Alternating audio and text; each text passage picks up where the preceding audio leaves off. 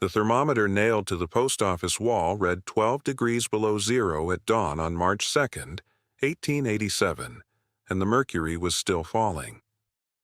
Above Quartz Hill, Wyoming Territory, a wall of black cloud advanced from the northwest with the deliberate menace of a cavalry charge, swallowing the pale morning light mile by mile. 847 souls inhabited the town and its surrounding ranches, and by the time that cloud finished its work 19 days hence, the number would be considerably smaller. The wind arrived first, a scouting party of gusts that stripped the weather vanes from their posts and sent empty barrels rolling down Main Street like drunkards fleeing a brawl. Then came the snow, not falling, but flying horizontal, needles of ice that drew blood from exposed skin and reduced visibility to the length of a man's arm. Within an hour, the familiar landmarks of Quartz Hill had vanished into a howling white void that respected neither wealth nor station. Josiah Flintridge stood at the entrance of his earthen longhouse carved into the north-facing hillside, one calloused hand resting against the timber doorframe his father had taught him to build, and watched the apocalypse descend upon the valley. His breath formed crystals that fell rather than floated. Behind him, the longhouse exhaled warmth like a living thing. The 3 earth-insulated ovens along the rear wall radiating heat from fires banked the night before. He had stored 600 pounds of flour in the root cellars. He had laid up dried fish and smoked venison enough to feed a small army. He had read the signs in the elk's early migration, in the ice patterns on the creek stones, in his mare's stubborn refusal to graze the exposed northern pastures. "The wind does not care who laughs," he had told them.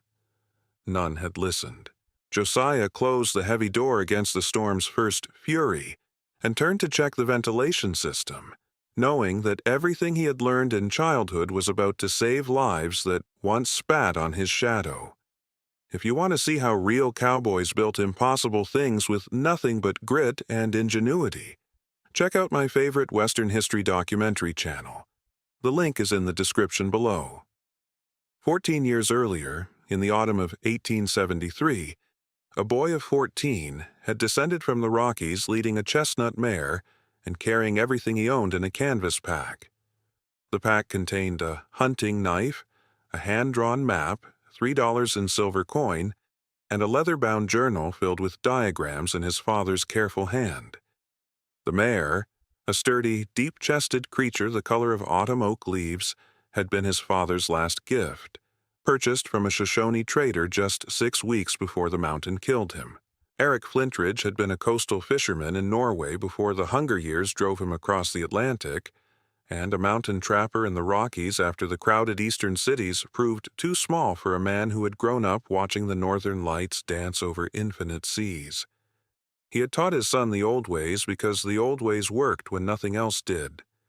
In Norway, Eric's grandfather had built earth-sheltered longhouses that held warmth through winters that killed men in wooden cottages. In the Rockies, Eric had carved shelters into hillsides that laughed at blizzards his neighbors did not survive. The avalanche came in late September, when the high passes should have been safe for another month. Eric had been checking his trap line on a slope that had always been stable, and Josiah had been waiting at their base camp with coffee warming over a low fire. The sound reached him first, a roar like God clearing his throat, and then the white wall descending, swallowing the mountainside where his father had stood. Josiah had dug for 2 days with his bare hands, until his fingers bled and his nails tore away, before accepting that the mountain had claimed what it wanted and would not give it back. He found his father's body on the 3rd day, preserved in the cold, peaceful as sleep, one hand still reaching toward the journal he had tried to protect.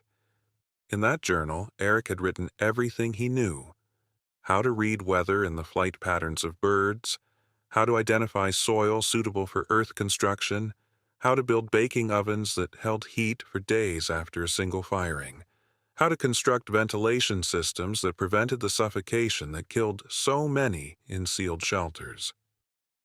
He had written it for his son because he knew that knowledge dies when the last person who holds it closes their eyes. "The mountains told me," Eric had written on the first page. "I tell you." Now we both know.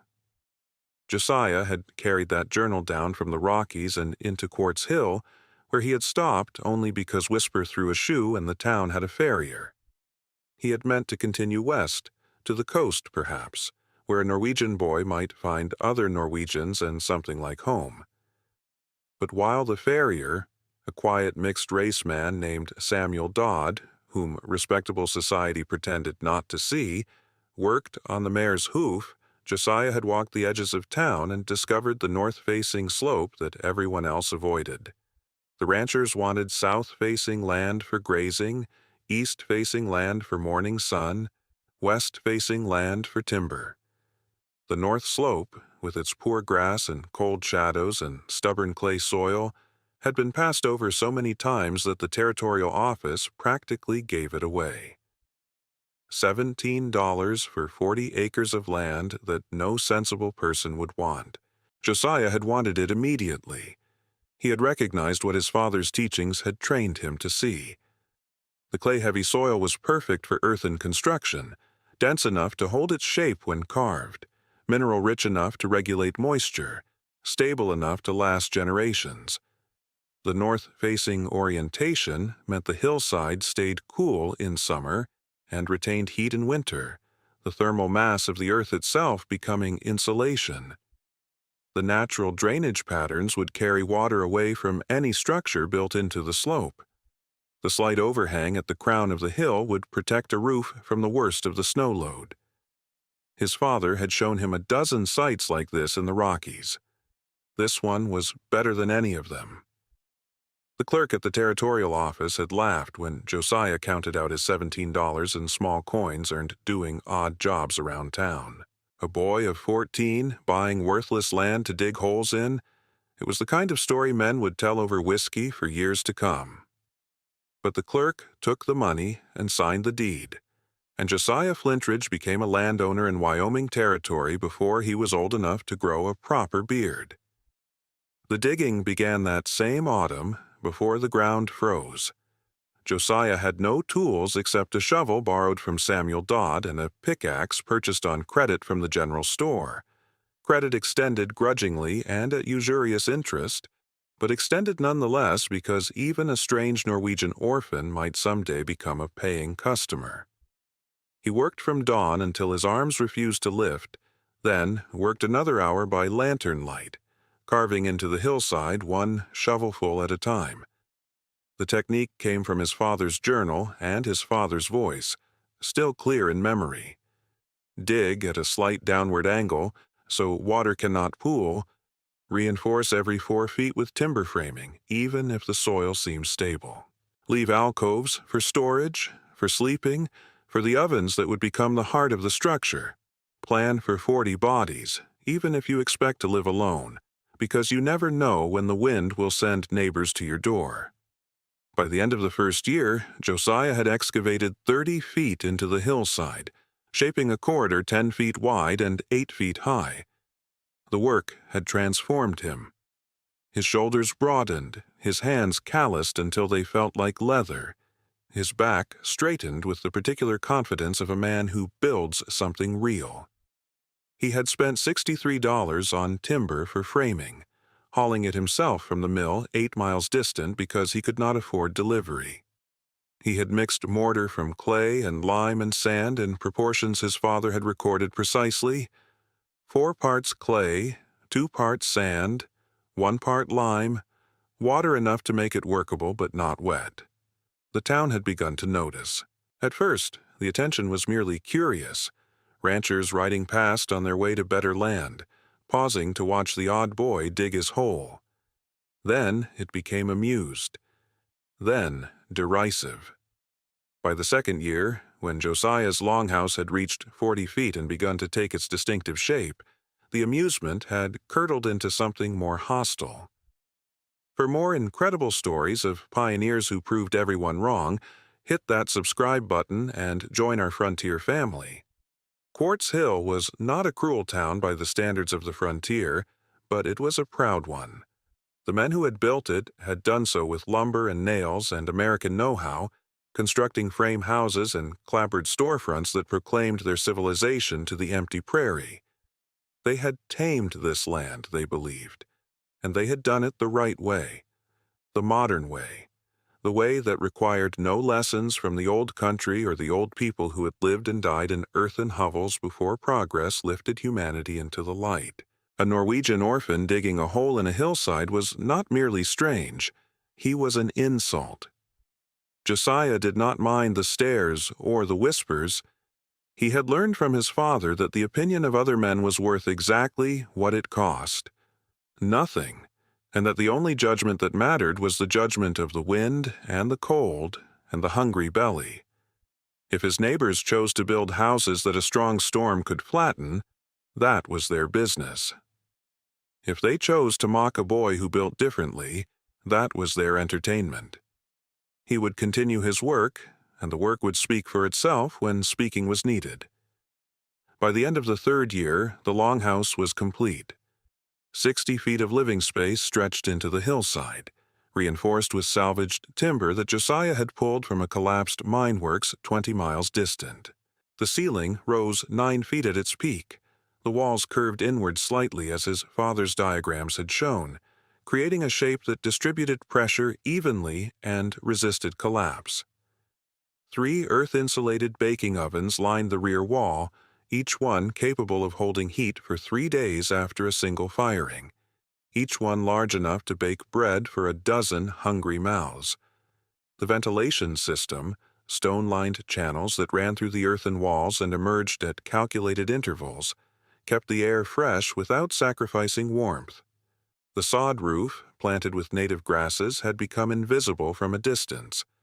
Unless a person knew exactly where to look, the Longhouse appeared to be nothing more than a natural mound, a quirk of the landscape that warranted no attention. This was intentional. Josiah had seen what happened to obvious shelters in the territories, bandits and claim jumpers and simply desperate men who would take what they needed and leave the owner bleeding. A home that looked like a hill was a home that invited no trouble. From outside, it was a grass-covered mound with a wooden door. Inside, it could shelter 40 people in warmth through any winter the territory could produce. The total cost of materials had been $412, accumulated over 3 years of work at the mill, at the mine, at any job that would pay a Norwegian orphan in coin rather than promises. $412 for a structure that would last a century.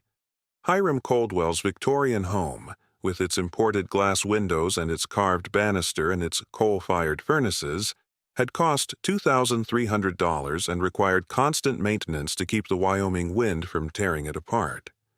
But the comparison was not one that respectable society cared to make.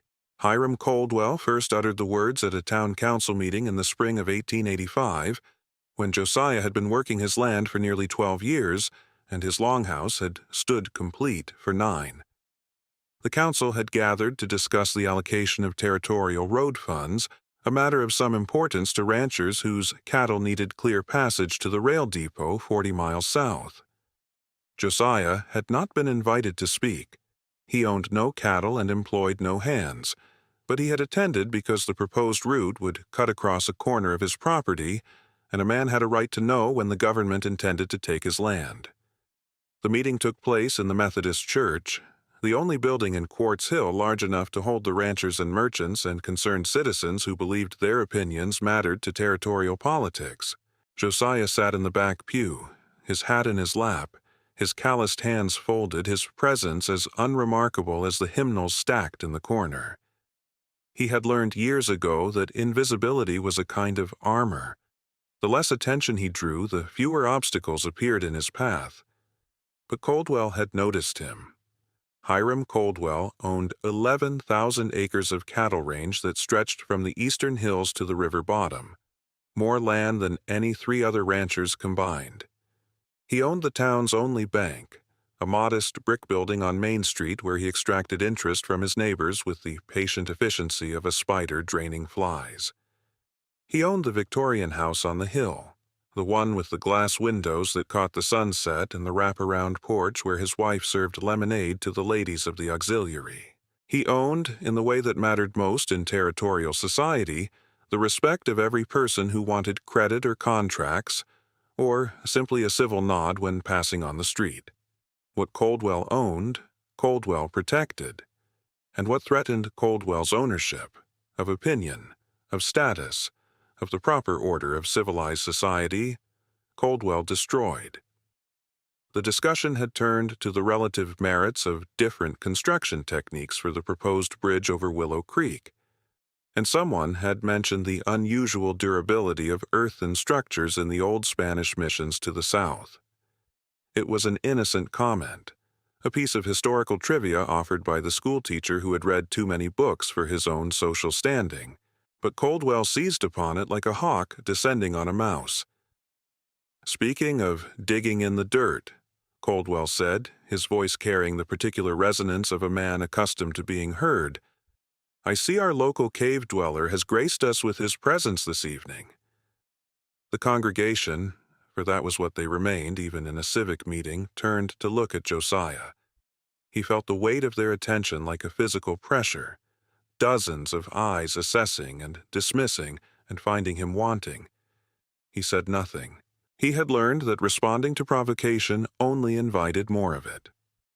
"The Flintridge boy digs holes like a prairie dog," Coldwell continued, warming to his audience, "because his people never learned to build proper homes. I suppose when your ancestors spent their lives hiding from winter in the frozen north, burrowing into the ground seems natural. But this is America. This is Wyoming territory. We build houses here. We build them from lumber and nails, and we build them to stand above the earth, not cower beneath it."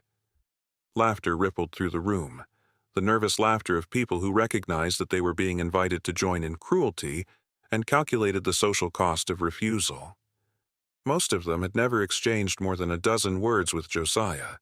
They knew him only as the strange Norwegian who lived in the hillside, who kept to himself, who paid his bills in cash because no one would extend him credit. They did not know him well enough to defend him, and they knew Coldwell well enough to fear him. "The cave man," Coldwell said, savoring the words like fine tobacco. "That is what we should call him, the caveman of Quartz Hill. A reminder of what happens when you forget that civilization means progress, not regression." The nickname stuck because Coldwell wanted it to stick, and what Coldwell wanted in Quartz Hill generally came to pass. If you have ever felt like an outsider who knew something others refused to see, share your story in the comments below. I read every single one. The exclusion that followed was organized with the efficiency of a military campaign, and its general was Margaret Coldwell, Hiram's wife of 23 years, and the undisputed commander of Quartz Hill's social hierarchy. Margaret had arrived from Boston as a young bride, bringing with her the particular certainty of Eastern civilization, that the frontier was a problem to be solved through proper manners and appropriate exclusions.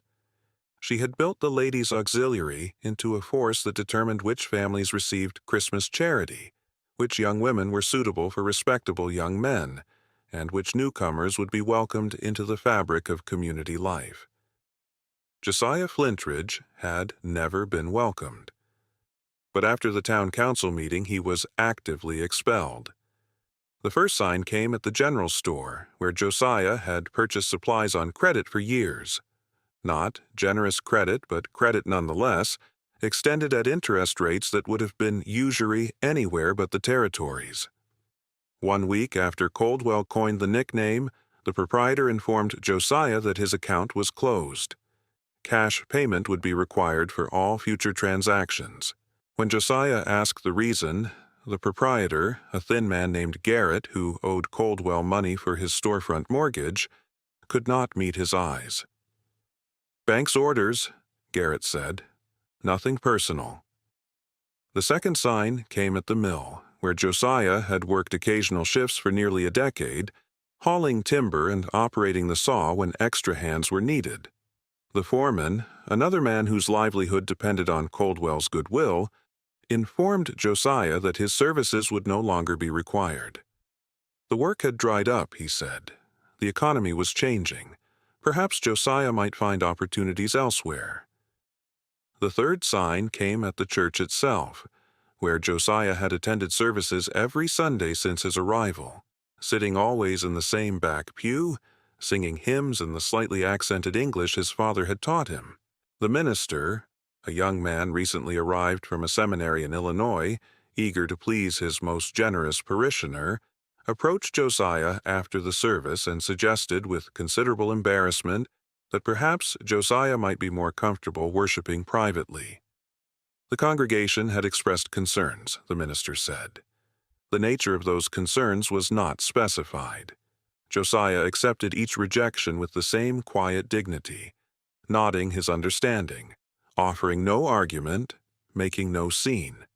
He purchased his supplies for cash, which he earned through work for ranchers distant enough from Quartz Hill that Coldwell's influence did not reach them. He worshipped alone on Sunday mornings, reading from his father's Bible, in the warmth of his Longhouse, speaking the old Norwegian prayers that Eric had taught him as a child. He needed neither credit, nor employment, nor community approval to survive. His Longhouse provided shelter. His root cellars provided food. His hands provided everything else, but the isolation carved grooves in him nonetheless, the way water carves stone, slowly, imperceptibly, but inevitably. Samuel Dodd remained his only friend, if friend was the proper word for a relationship built on mutual exclusion from respectable society. Samuel had been born to a white father and a Crow mother, a heritage that made him invisible to the social structures that governed Quartz Hill's daily life. He was tolerated because his skills were needed. A good farrier was worth his weight in gold on the frontier, and Samuel was better than good, but he was never invited, never included, never treated as fully human by the people whose horses he shoed. Samuel and Josiah met occasionally at the edge of town, sharing a meal or a pot of coffee, discussing the weather and the horses and the general foolishness of men who believed themselves wise. It was Samuel who first suggested that the mockery might fade if Josiah explained his building techniques, demonstrated the logic behind his earthen construction, invited the curious to see what he had created. "They mock what they do not understand," Samuel said. "Show them understanding, and perhaps the mockery stops." Josiah shook his head. They do not wish to understand. They wish to feel superior. No demonstration will change that. No explanation will satisfy them. I could build a palace in that hillside, and they would call it a cave because the truth of it threatens what they believe about themselves. Then what will you do? What I have always done. Josiah looked toward the north slope, where his Longhouse waited, warm and secure and entirely indifferent to the opinions of Hiram Coldwell. I build for the wind. Let them talk. The wind does not care who laughs, and neither do I. It was the only time he spoke those words to another human being, and Samuel remembered them for the rest of his life. The signs began in early February of 1887, nearly 2 years after Coldwell had christened him the Caveman, and 14 years after a boy of 14 had descended from the mountains carrying his father's wisdom in a canvas pack. Josiah noticed the elk first. They came down from the high country in the middle of the month, 2 full weeks before their usual descent, moving with the particular urgency of animals who sensed something that human senses could not detect. He watched them from his doorway at dawn, counting the herds as they streamed past his property, noting the does heavy with calves that would not be born until spring, the bulls whose antlers had already begun to soften in anticipation of shedding. They should not have been here yet. They should have been browsing the protected valleys of the foothills, waiting for the deep snows that would push them to lower ground. They were here because the deep snows were coming, deeper than usual, deeper than memory. The ice patterns confirmed what the elk had announced. Josiah walked the creek that bordered his property, studying the formations along the stones, reading the language his father had taught him to interpret. Normal ice crept slowly from the banks, building in predictable layers that reflected the gradual cooling of the water. But this ice grew in fractured sheets, jagged and irregular, forming and reforming in patterns that spoke of temperature fluctuations too rapid, too extreme, too wrong. His father had shown him ice like this once in the Rockies, 3 days before a storm that killed 24 cattle and 4 men who had ignored the warnings. "The ice remembers what the air forgets," Eric had said. "When the ice breaks its patterns, the sky is planning something terrible." The final confirmation came from Whisper. The mare was 20 years old now, ancient by horse standards, her chestnut coat fading to gray around the muzzle and eyes. She had carried Josiah down from the mountains when he was a boy, and she had carried him across the territory in the years since, patient and steady and possessed of an instinct that he had learned to trust above all other sources. When Whisper spoke, Josiah listened. In late February, Whisper refused to graze on the exposed northern pastures she had favored for more than a decade. Josiah led her to her usual spot, released the lead rope, and watched her stand motionless for nearly a minute, nostrils flaring, ears rotating like signal flags. Then she turned and walked back to the Longhouse, positioning herself in the sheltered entrance where the earth blocked the wind from the northwest. She would not be moved. She would not be coaxed. She knew. For another incredible story about animals who save their owners, check out the video that just popped up on your screen. That evening, Josiah sat in the entrance of his longhouse with Whisper beside him, her breath warm against his shoulder, her presence the only company he needed or wanted. The sun was setting behind the western hills, painting the sky in shades of orange and purple that would have been beautiful if he had not recognized them as the colors of trouble. A red sunset meant dust in the upper atmosphere. Dust in the upper atmosphere meant winds strong enough to carry it there. Winds that strong in late winter meant only one thing. "They will not believe me," he said to the mare, speaking aloud because she was the only listener who would not mock him. "I could stand in the middle of Main Street and shout until my voice failed, and they would laugh and call me the caveman and go home to their wooden houses and their coal furnaces. They do not want to believe because believing would mean admitting that I was right and they were wrong. And people will die before they admit that." Whisper nickered softly, pressing her muzzle against his palm. Father would know what to say. Father always knew. He could talk to strangers like he had known them his whole life, make them see what he saw, feel what he felt. I am not like that.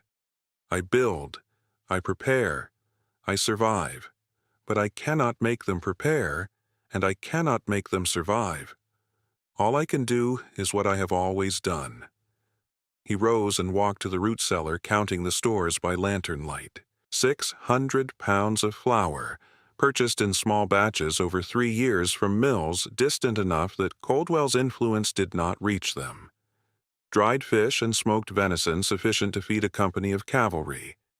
Preserved vegetables packed in sand, roots and tubers that would keep through any winter. Firewood stacked in the rear chambers, seasoned oak and pine that would burn hot and slow. Water barrels filled from the spring that never froze, positioned where the earth's warmth would keep them liquid. 40 people. He had built for 40 people, following his father's instruction to plan for crowds even when expecting solitude. 40 people could survive in this space for a month if necessary, longer if they rationed carefully. The ovens could bake continuously, producing bread enough to feed an army. The ventilation would keep the air breathable. The earth itself would maintain a temperature that wooden walls could never achieve. He had tried to warn them. He would try once more. The next morning, Josiah walked to the feed store and spoke to Ezra Phelps, the proprietor, a man who had treated him fairly even as others had turned hostile. He told Phelps what the elk had shown him, what the ice had revealed, what Whisper had confirmed. He spoke clearly and without emotion, presenting his observations as facts rather than opinions. "A killing storm is coming," Josiah said, "the kind that takes buildings and cattle and men. You might want to prepare."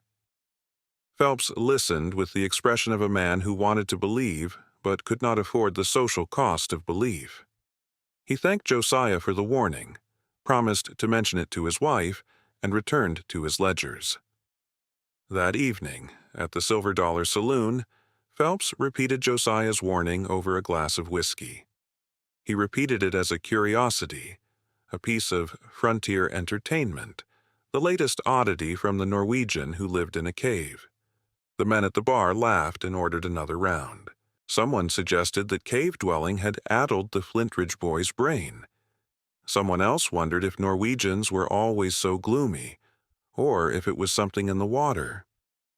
Hiram Coldwell, seated in his usual chair by the stove, set down his glass and smiled the smile of a man who has been handed a gift. "Cave-dwelling foreigners see doom in every cloud," he said. "It is the nature of people who crouch in the dirt like animals.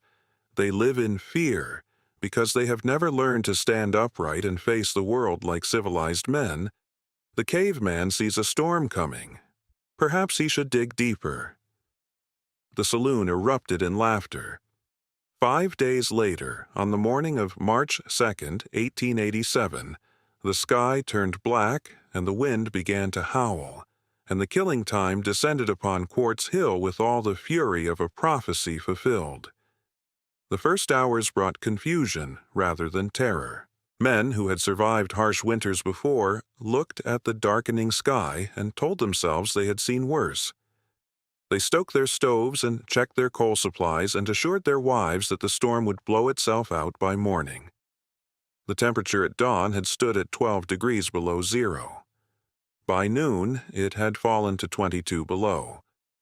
By nightfall, it had reached 30 below, and the wind had become something more than wind. It became a weapon. The gusts struck Quartz Hill with the force of a living thing, a predator that had marked its prey and would not be denied. Wooden shutters that had withstood a decade of prairie winters ripped from their hinges and vanished into the white darkness. Shingles peeled from rooftops like scales from a dying fish.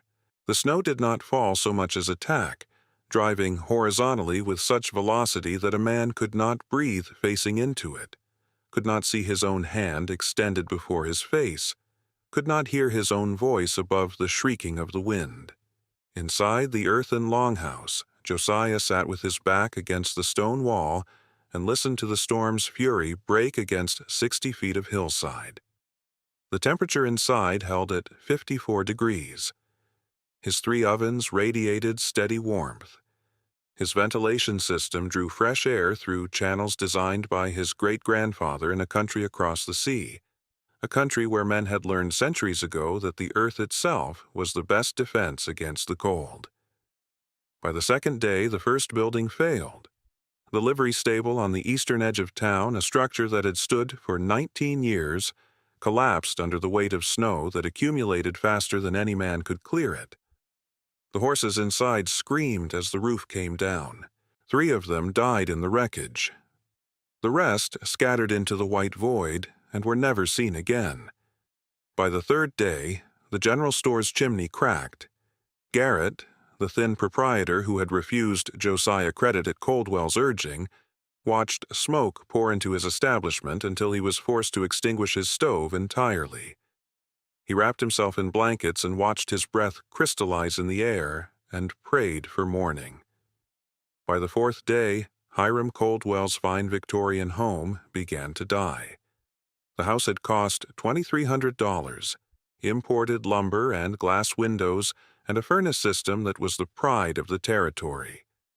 But the architects who had designed it knew nothing of Wyoming winters, nothing of winds that could sustain 60 miles per hour for days without ceasing, nothing of temperatures that turned the moisture in wooden beams to ice that expanded and contracted and expanded again until the wood itself began to crack. The second floor, with its ornate balustrade and its curtains brought from Boston by Margaret Coldwell as a young bride, separated from the first floor with a sound like a gunshot. The roof peeled away in sections. The walls bowed outward. By the end of the fourth day, the Coldwell family huddled in their parlor with blankets hung over broken windows and a fire burning in a fireplace that could not keep pace with the cold pouring in through a dozen breaches. The cattle died in waves. Coldwell had run 11,000 acres of cattle range, the largest operation in the county. He had been proud of his herds, proud of the empire he had built, proud of the wealth that allowed him to sit in judgment of men like Josiah Flintridge, who dug holes in hillsides like prairie dogs.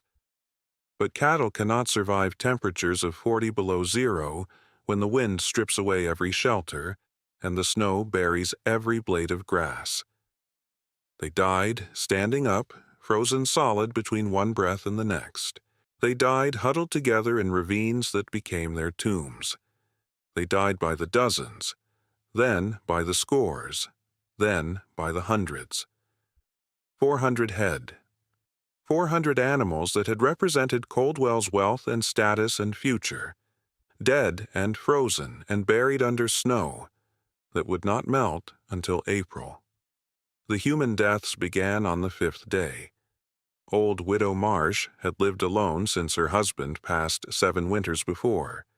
She was a woman of 73 years, frail but stubborn, a woman who had survived cholera and drought and the death of 3 children before their 5th birthdays. She had refused offers of assistance from neighbors in the early days of the storm, insisting that she had weathered worse, that the Lord would provide, that a woman who had buried her own babies could certainly survive a bit of wind and snow. Her stovepipe collapsed on the night of the 5th day. The weight of accumulated snow and ice bent the metal until it cracked and fell, spilling embers across her floor and filling her single room with smoke. She extinguished the fire to save her home from burning, wrapped herself in every blanket she owned, and went to sleep trusting that morning would bring relief. Morning found her frozen in her bed, her Bible clutched to her chest, her face peaceful as though she had simply chosen not to wake. She was the first to die, but she would not be the last. Thomas Greenlee had been the blacksmith of Quartz Hill for 22 years. He was a man of immense strength, a man who could bend iron with his bare hands, a man who had never met a problem he could not solve through force of will and muscle. When his 2 young children wandered from their home on the 7th day, chasing a dog that had slipped through a gap in the door, Thomas did not hesitate. He plunged into the whiteout to find them, bellowing their names above the wind, searching by touch and instinct through snow that had already risen past his waist. He found them huddled beneath the eaves of the general store, terrified but alive. He carried them both, one under each arm, and began the walk back to his home. It was a distance of perhaps 200 yards. He had walked it 10,000 times in his life. He walked it one last time. They found him the next morning still upright, still holding his children. The cold had taken him between one step and the next, had frozen the blood in his veins and stopped his heart while his legs continued their mechanical motion forward. His children had survived, sheltered by their father's body, kept warm by the last heat he would ever generate. They were 3 and 5 years old. They would never remember the sound of his voice. The Hendricks family had come to Quartz Hill only 2 years before, full of hope and determination, eager to build a new life on the frontier. They had a cabin on the western edge of town, a modest structure they had built themselves with lumber purchased on credit from Coldwell's mill. It was a good cabin by frontier standards, tight-joined and well-chinked with a solid roof and a stone fireplace. But it was not built for a storm like this. On the 9th day, the western wall gave way. The weight of drifted snow, piled higher than the roof line by winds that blew without ceasing, pushed inward until the support beams cracked and the entire structure listed to one side. The family had seconds to react. The parents grabbed what children they could reach and fled into the partial shelter of the remaining walls. But the infant, sleeping in a cradle near the collapsed section, was buried before anyone could reach her. She was 11 months old. Her name was Elizabeth. She had just learned to pull herself upright by gripping the edges of her cradle. Her parents would name their next daughter Elizabeth also, and that daughter would grow up knowing she carried the name of a sister who had lived only long enough to learn to stand. 62 structures failed completely by the time the storm finally broke. Some collapsed under snow weight. Some caught fire when desperate occupants overstoked failing stoves. Some simply came apart as the relentless wind found every weakness and exploited it without mercy. The frame houses that had cost thousands of dollars, the homes that represented civilization and progress and the triumph of Eastern construction over Western wilderness, fell one by one while the storm howled its contempt. Inside the earthen Longhouse, the temperature held at 52 degrees. The ovens baked bread in continuous rotation, filling the air with warmth and the smell of yeast and flour. The root cellars yielded their treasures of preserved vegetables and dried meat and smoked fish. The water barrels remained liquid, fed by the spring that flowed through channels designed to resist even the harshest winter. Josiah worked the ovens in shifts, sleeping 4 hours at a time, waking to knead dough and check ventilation, and listen to the impotent rage of the wind against walls that would not yield. He spoke to Whisper in the stable section he had built for her, brushing her coat and checking her water and promising her that spring would come eventually, that green grass waited somewhere beneath the white death outside. He wondered how many had died already. He wondered how many more would die before the storm released its grip. He wondered if anyone would come to him, or if pride would keep them in their failing houses until the cold took them all. On the 11th day, the door rattled. Josiah set down the bread paddle and crossed to the entrance, his hand resting on the latch. The rattling came again, weaker now, the sound of someone too cold and tired to knock properly. He lifted the latch and pulled the door inward against the drift that had accumulated outside. Samuel Dodd stood in the entrance, snow caked in his beard, his face raw and red beneath a layer of frost. The farrier's eyes were hollow with exhaustion, but they held something else as well, something that looked like hope mixed with shame in equal measure. "Josiah," he said, his voice cracked from the cold. "I know I am the only one who ever treated you fairly, and perhaps that is why I am the first to ask. But there are children in town who will die tonight if they do not find shelter. There are old folks who cannot last another day. I'm not asking for myself. I'm asking for them." Josiah stepped back and gestured to the warmth within. "Come inside. Warm yourself. Then go back and bring them. The children first, the elderly second. Anyone else who will come. Tell them the caveman has room for 40 souls, and bread enough to feed them all." Samuel entered and stood by the nearest oven, his hands extended toward the heat, tears freezing on his cheeks before they could fall. "They laughed at you. They called you names. They made you an outcast. Yes, and still you would take them in." Josiah turned back to his bread, kneading the dough with hands that had performed this motion 10,000 times before. "My father did not teach me to build so that I could watch men die. He taught me to build so that when the storm came, there would be shelter enough for those who needed it. He did not ask whether they deserved shelter. He only asked whether they needed it." Samuel nodded once, finished warming his hands, and pulled his coat tight around his shoulders. "I will bring them. As many as I can carry, as many as will come. Tell them to bring blankets if they have them. Tell them to bring whatever food remains in their stores. Tell them the door will be open until the storm breaks, or until 40 souls fill this space. After that, I cannot promise anything except that I will not turn away a child. The farrier departed into the white void, and Josiah returned to his ovens, beginning the process that would save 37 lives in the days to come, beginning the transformation that would change Quartz Hill forever. They came in waves, carried by Samuel Dodd and by each other, stumbling through drifts that rose to their chests, following ropes that the farrier had strung between the Longhouse and the nearest standing structures. The children arrived first, as Josiah had instructed, small bodies bundled in every scrap of cloth their parents could find, faces raw from windburn, eyes wide with terror that softened into wonder as they crossed the threshold into warmth. Behind them came the elderly, those who had survived the first 11 days through luck or stubbornness or the kindness of neighbors, now carried on the backs of younger men who had finally understood that pride would not outlast the cold. Josiah organized them as they arrived. Children to the warmest section, near the central oven where the temperature held steadiest. Elderly along the eastern wall, where alcoves carved for storage now became sleeping quarters lined with blankets and dried grass. The able-bodied arranged themselves in the spaces between, sharing body heat and watching the caveman move among them with quiet efficiency. He did not lecture. He did not remind them of their mockery.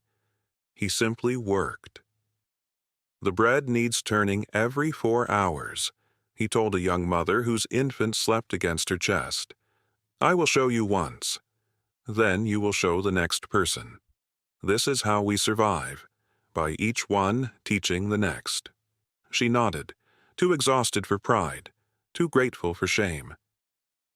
By midnight of the 11th day, 23 souls had found refuge in the Longhouse. By dawn of the 12th, the number had risen to 31. They kept coming throughout that day and the next, until 37 people filled the space Josiah had built for 40, and the sound of their breathing and their whispered prayers created a kind of music that the storm outside could not drown. Hiram Coldwell arrived on the 14th day.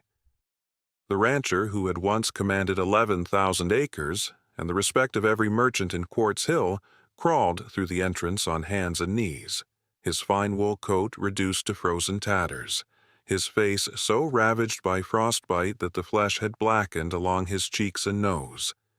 His wife came behind him supported by their eldest son, and behind her came 3 more of their children, the youngest carried in his brother's arms like a sleeping lamb. Josiah met them at the door and helped them inside without a word. He guided Coldwell to a place near the oven, wrapped a blanket around the man's shoulders, and pressed a cup of warm broth into his shaking hands. Drink slowly, he said. Your body has forgotten what warmth feels like. It must remember gradually. Coldwell looked up at him, and in those eyes Josiah saw something he had never seen there before. Recognition. Not of him as a person, for Coldwell had always known who he was, but recognition of what he had built, of what it meant, of everything the rancher's contempt had failed to understand. The man said nothing. He drank his broth and wept silently, and his wife wept beside him, and their children pressed close and breathed the warm air of the caveman's dwelling. That evening, Josiah taught the survivors to operate the ovens in rotating shifts. He showed them how to regulate the fire, how to distribute the coals for even baking, how to test the temperature by sprinkling flour on the stone and watching how quickly it browned. He demonstrated the ventilation system, how to adjust the stone channels to allow fresh air without losing heat, how to recognize when the air grew stale, how to clear the vents of accumulated ice. My father designed this system, he said, his voice carrying easily in the enclosed space. His grandfather built similar structures in Norway during winters that made this storm seem mild. The knowledge passes from hand to hand. I am only the latest to receive it. For 7 more days, the storm raged. For 7 more days, Josiah baked bread and distributed preserved vegetables and portioned smoked fish with mathematical precision, calculating how long his stores would last against how many mouths required feeding. The numbers worked out, barely. If the storm broke on schedule and the signs and the ventilation patterns told him it would, they would emerge with 3 days of supplies remaining. On the 20th day, the wind finally died. Josiah opened the door to a world transformed beyond recognition. The drifts had risen so high that only the peaks of rooftops remained visible, marking the graves of homes that had failed their occupants. The sky had turned that particular blue that only appears after great storms, a color so deep and clear it seemed to go on forever.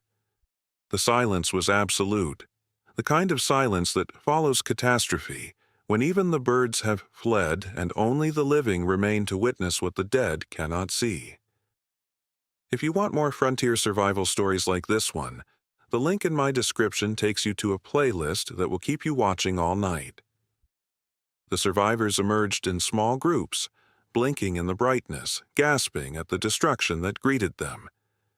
Where 62 structures had stood, only twisted debris remained.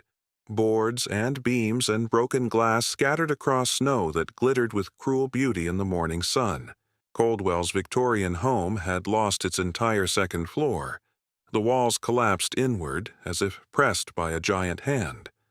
The general store where Garrett had refused Josiah credit had become a mound of shattered merchandise. The church steeple had fallen through its own roof. The earthen Longhouse stood untouched, its sod roof white with snow but otherwise unmarked, its walls as solid as the day Josiah had finished building them 14 years before. The gathering came in April. By then the bodies had been recovered and buried. The survivors had begun the slow work of rebuilding, and the reality of what had happened had settled into the collective consciousness of Quartz Hill like sediment in still water. 41 souls had perished in the 19-day storm. 62 structures had failed completely. The economic losses could not be calculated because the numbers grew too large for ordinary reckoning. And 37 people had survived, because a Norwegian orphan had dug a hole in a hillside that respectable society had dismissed as worthless. The gathering took place in the Longhouse itself, for it was the only structure large enough to hold the remaining population, and the only one that had proven itself worthy of their trust. Lanterns hung from the timber supports, casting warm light on faces marked by grief and exhaustion, and something else, something that looked like shame mixed with gratitude, in proportions that varied from person to person. Hiram Coldwell spoke first. He had recovered from his frostbite, though the scars would mark him for the rest of his life. Patches of skin that had died and fallen away, leaving pale memories of his arrogance written on his face. He stood before the assembly with none of the confidence that had once characterized his bearing, his hands clasped before him like a man awaiting judgment. "I stood in the town council meeting 3 years past," he began, his voice steady but heavy with the weight of what he had to confess. "I stood there and I called this man the caveman. I said that the Flintridge boy digs holes like a prairie dog because his people never learned to build proper homes. Those were my words. I spoke them with contempt, and I spoke them loudly, so that everyone in Quartz Hill would hear them and repeat them and make this man an outcast in a place that should have welcomed him."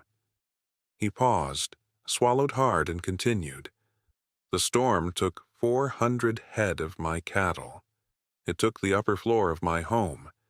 It nearly took my children. Who would have frozen in the ruins of my $2,000 house if this man had not opened his $400 door?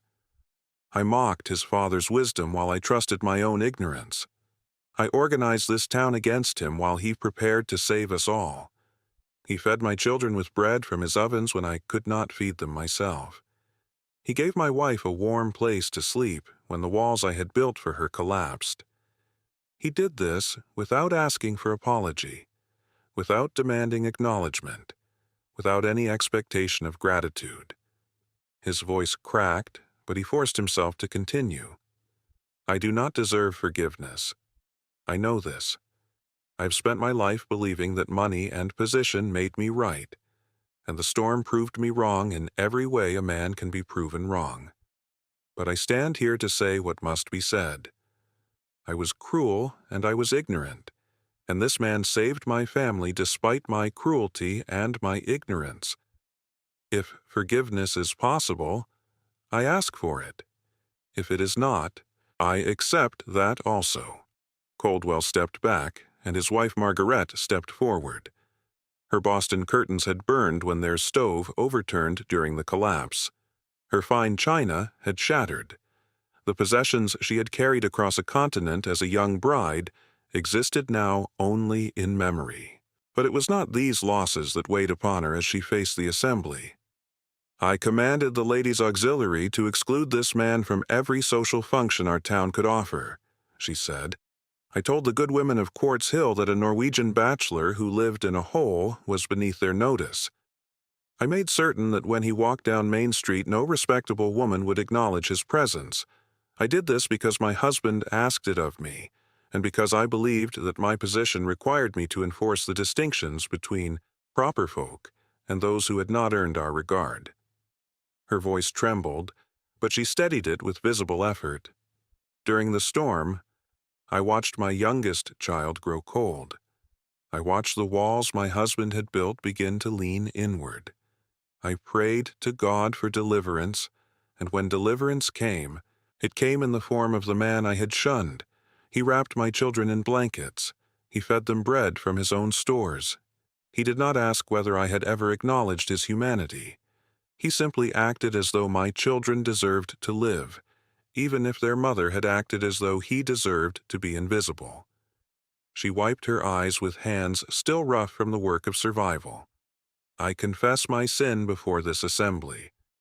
I ask forgiveness, though I know I have no right to receive it." Garrett, the thin proprietor of the general store, spoke next. His establishment had been destroyed, his merchandise scattered across half a mile of snow, his ledgers full of debts that would never be repaid by customers who had perished in the storm. "I refused this man credit when I extended it to everyone else," he said. "Hiram Coldwell held my mortgage, and when he told me that the Norwegian should pay cash or go without, I obeyed without question.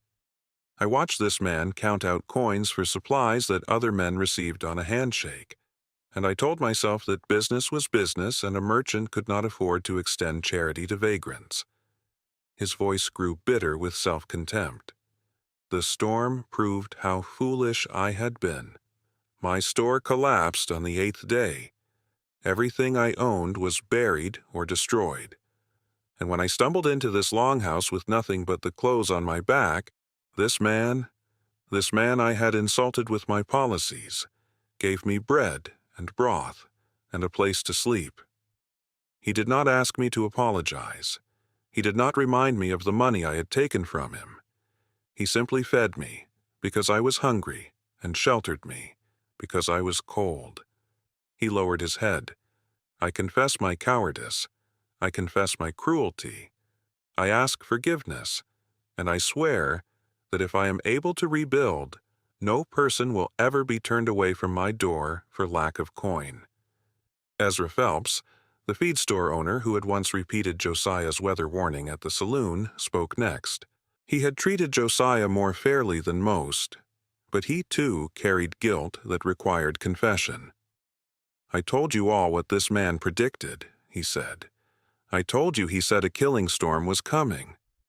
And when Hiram Coldwell laughed and said that cave-dwelling foreigners see doom in every cloud, I laughed with him.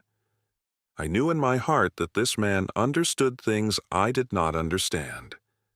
I knew that his warning might be true. But I laughed because laughter was easier than courage, and I did not want to be seen agreeing with the town's outcast." He spread his hands in a gesture of helplessness. "The storm killed my brother. If I had listened, if I had helped him prepare, he might have survived. I do not ask forgiveness for what I did to this man.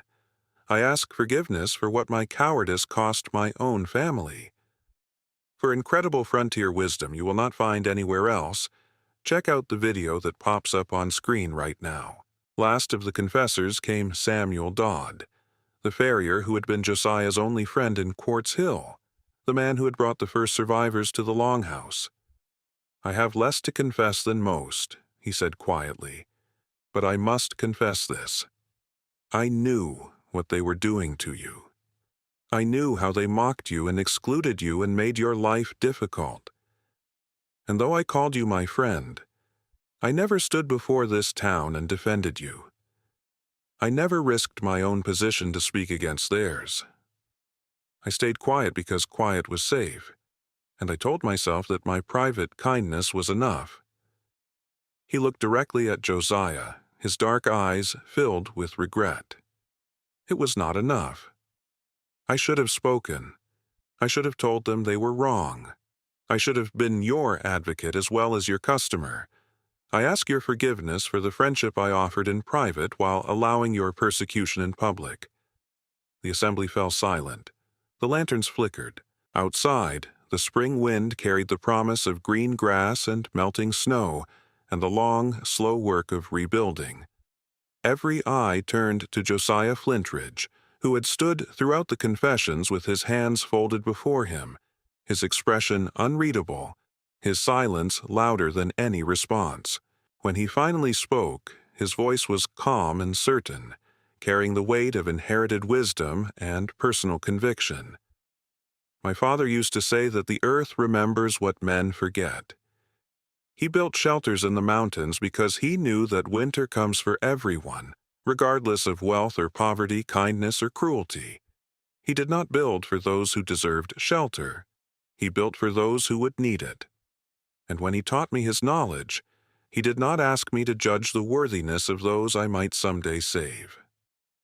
He paused, looking slowly around the room, meeting each face in turn. "You ask forgiveness.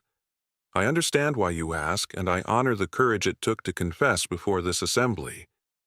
But I must speak truthfully. Forgiveness is not mine to give. The dead cannot forgive. Widow Marsh cannot forgive the cruelty that isolated her in her final years. Thomas Greenlee cannot forgive the conditions that forced him to die saving his children. The Hendricks infant cannot forgive the construction practices that killed her before she learned to walk.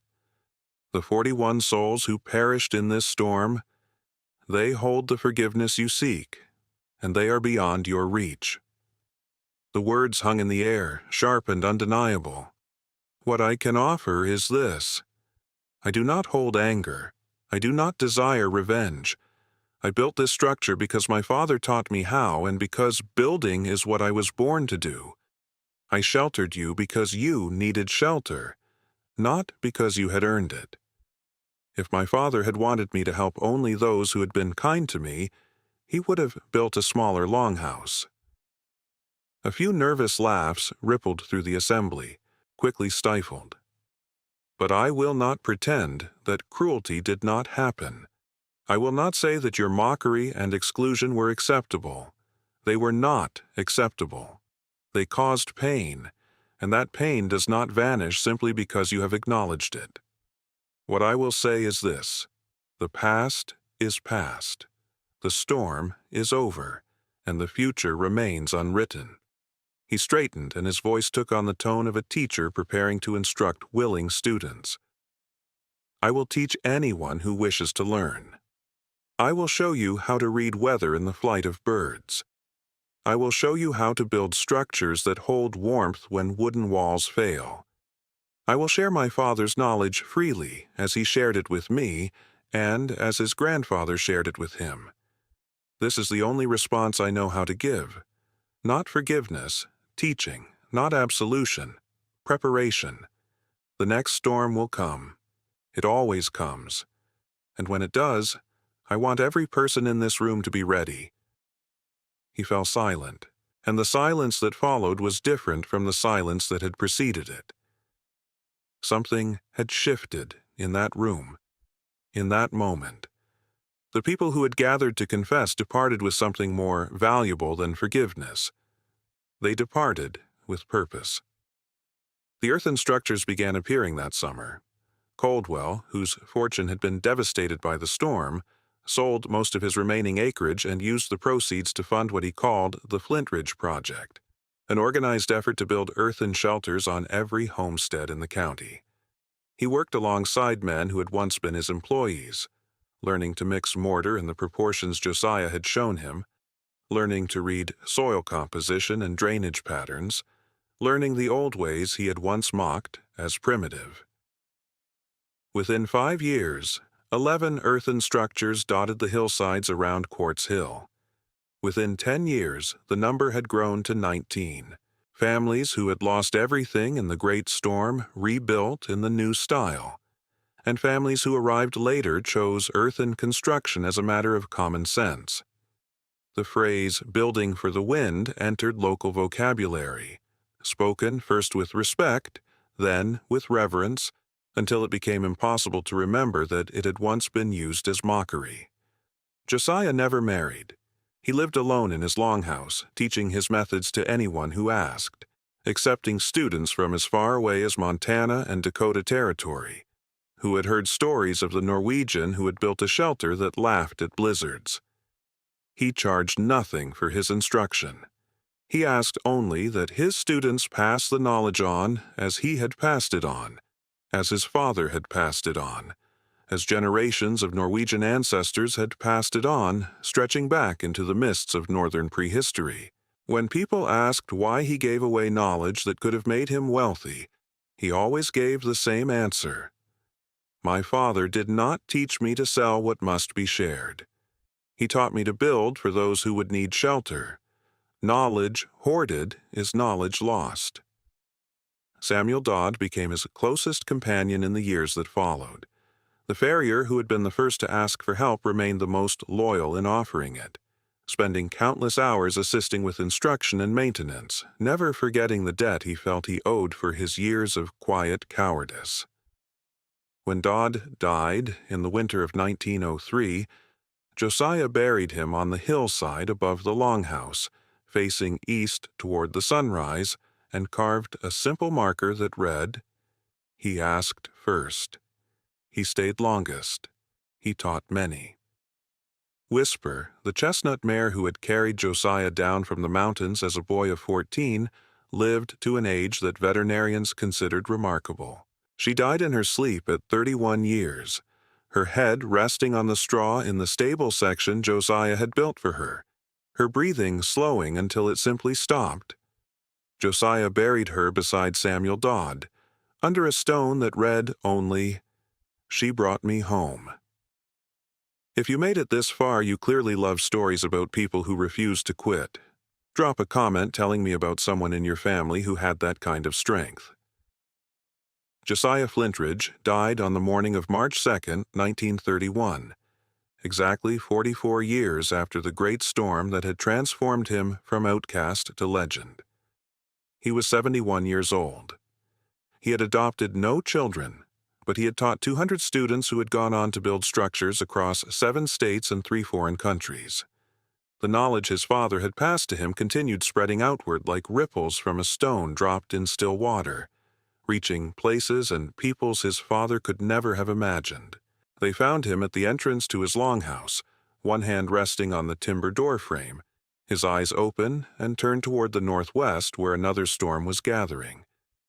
The thermometer on the post that had replaced the original post office wall read 12 degrees below zero, the same reading it had shown on the morning the great storm began. Some said this was coincidence. Others said he had chosen his moment of departure as deliberately as he had chosen everything else in his life. He was buried beside his mare and his friend, on the hillside above the structure he had built with his own hands. The stone that marks his grave reads, "He built for the wind. He taught all who asked. He remembered what men forget." The Longhouse still stands. It is maintained now by the County Historical Society, staffed by volunteers who guide visitors through the space that once sheltered 37 souls from a storm that killed 41 others. The ovens still function, fired once each winter to demonstrate the techniques Josiah learned from his father. The ventilation system still operates, adjusted by the same stone channels that Eric Flintridge designed in a country across the sea. The sod roof grows green each spring with native grasses, and tourists photograph it without realizing they are photographing a structure that has stood against Wyoming winters for more than a century. Above the entrance, carved into the timber doorframe in letters weathered but still legible, an inscription remains from the day Josiah completed his work.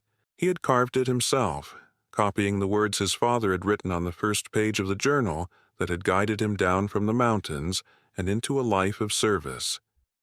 "The mountains told me. I told you. Now, we both know." Every winter, when the old-timers gather to share stories of the past, they speak of the great storm of '87 and the Norwegian, who had prepared while everyone else had mocked.